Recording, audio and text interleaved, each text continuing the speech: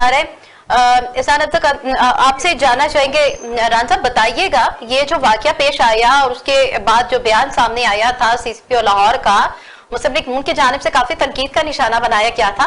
अब काम किया जा रहा है और बड़ी तेज रफ्तारी से कोशिश की जा रही है कि मुल्ज़िमान को गिरफ्तार किया जाए।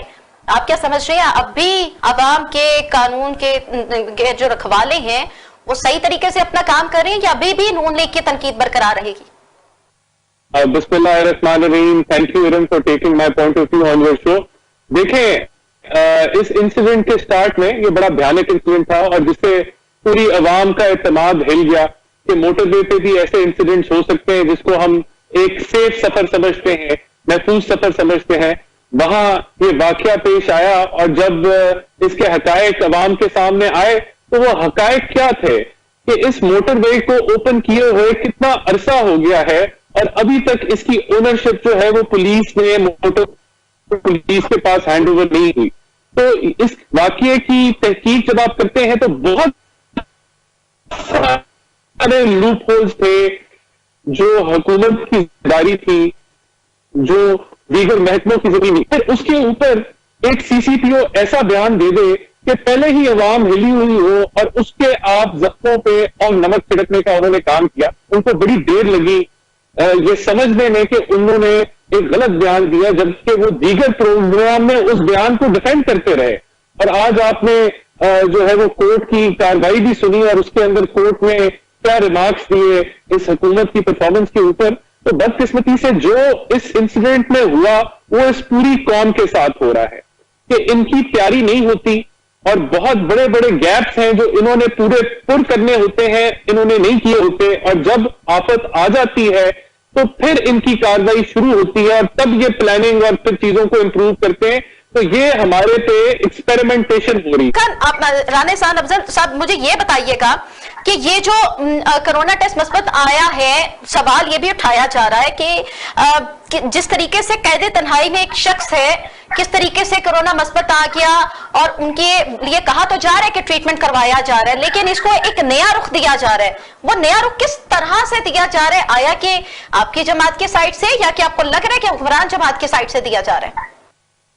देखें, एक मसला है कि उनको कोरोना टेस्ट पॉजिटिव आ गया, अब उसूली तौर पे उनको हॉस्पिटल शिफ्ट हो जाना चाहिए, लेकिन अभी तक वो हॉस्पिटल नहीं शिफ्ट हुए। हमजा साहब तो स्पेसिफिकली आप ये तो छोड़ें, यानी कि ऑपोजिशन को पीसने का ये इतना एक बुरा अमल है जो हुकूमत करती आ रही है कि 14 महीने हो गए उन पर रेफरेंस भी नहीं दायर हुआ। आज उनको किस तरह वहां कोरोना टेस्ट हो गया? क्या वहां जेल के जो जितने भी वहां जो मुलाजमीन है उनका भी टेस्ट होना चाहिए है? ये कितना बड़ा रिस्क है सबके लिए जो वहां मौजूद है। और अब अगर हो गया है तो उनको आप हॉस्पिटल शिफ्ट करें, उनको आप बिल्कुल उनकी एक ह्यूमन राइट्स अलाउ करते हैं कि आप उनका इलाज जो है वो अस्पताल में करें, लेकिन ऐसा नहीं हो रहा। मरियम नवाज ने जो बात की थाने के ऊपर वो इसलिए की कि इतने ज्यादा सारे हेल्थ इश्यूज थे मियां नवाज शरीफ को, उनके किडनी के भी इश्यूज हैं, हार्ट के भी इश्यूज हैं और उनका खाना घर से आ रहा था। उस खाने को इन्होंने बंद कर दिया, ये इतने बेरहम है। और उस खाने की जगह जब इन्होंने दूसरा खाना दिया जो कि वहां जेल का ही था तो उनकी तबीयत जो है वो खराब होती रही और हम इस चीज को रेस करते रहे। देखें, सियासत को जाती दुश्मनी में इमरान खान साहब ने तब्दील किया है और करके दिखाया है। देखिए, दो चीजें मैं आपको पिन पॉइंट करना चाह रहा था। हमजा शहबाज सजा याफ्ता नहीं है, वो अंडर इन्वेस्टिगेशन है। 14 माह की वो जेल काट चुके हैं, अभी तक उन पर रेफरेंस नहीं दायर हुआ। तो इससे बड़ी ज्यादती क्या हो सकती है? आज वो कोरोना का शिकार हो गए हैं, उनको वैसे भी ही रिलीज कर देना चाहिए और उन पर जो इल्जामात है वो बेलेबल है। ये नैब न्याजी गठजोड़ है जिसकी वजह से आज भी वो अंदर है और उनको बेल नहीं मिली। दूसरी चीज, नवाज शरीफ का इलाज कोई डॉक्टर नहीं हाथ लगाना चाह रहा था, ये ऑन रिकॉर्ड बात है, क्योंकि उनकी जो हार्ट की कॉम्प्लिकेशन है, साथ उनके किडनी की कॉम्प्लिकेशन थी, साथ प्लेटलेट की जो है वो कॉम्प्लिकेशन थी। तो पाकिस्तानी कोई डॉक्टर उनका प्रॉपर तरीके से इलाज करना ही नहीं चाहता था, इस डर से कि खुदा ना खासा कोई हादसा ना हो जाए। इनके अपने डॉक्टर शौकत खानम से आए और उन्होंने तस्दीक की। ये अब हर चीज से मुकर जाए तो ये तो इनका रवैया और आदत है। दूसरा, आपका सवाल ये था कि इत्तेहादियों की क्या सूरत हाल है, तो मैं आपको ऑन रिकॉर्ड बता दूं कि पीटीआई के साथ कोई इनका इत्तेहादी शौक से नहीं खड़ा। آج ان کے ساتھ کھڑا ہونے کا مطلب یہ ہے کہ آپ نے عوام کو غریب سے غریب تر کر دیا, ان کے گھروں سے نوکریاں چھین لی, آپ نے ان کو بے روزگاری کے اوپر دھکا دے دیا. یہ پی ٹی آئی ہے. چل رہے ہیں جو آپ اتنے وثوق سے کہنا چاہ رہے ہیں کہ کوئی بھی اتحادی خوشی سے ساتھ نہیں کھڑا, کافلی کے ساتھ آگے اپنا موقف کا بیانیہ یہی دے رہا تھا, ان کے اتحادیوں کو زبردستی ان کے ساتھ جوڑا ہوا ہے, اور آپ کو بھی پتا ہے وہ کس نے جوڑا ہوا ہے. اور جب ان کو سمجھ آ جائے گی کہ ملک واقعی نقصان میں ہے تو یہ 2 منٹ کا کام نہیں ہوگا, حکومت گر جائے گی. اس پرفارمنس کے ساتھ کوئی ان کا اتحادی نہیں بننا چاہتا اور نہ کوئی بنے گا. اور جو یہ کام کر رہے ہیں, آپ آج سروے کرا لیں, کوئی سروے, جتنے سروے آ رہے ہیں وہ پی ٹی آئی کے زوال کو دکھا رہے ہیں, پی ٹی آئی کی خرابی کو دکھا رہے ہیں جو اس ملک کے لیے کیا.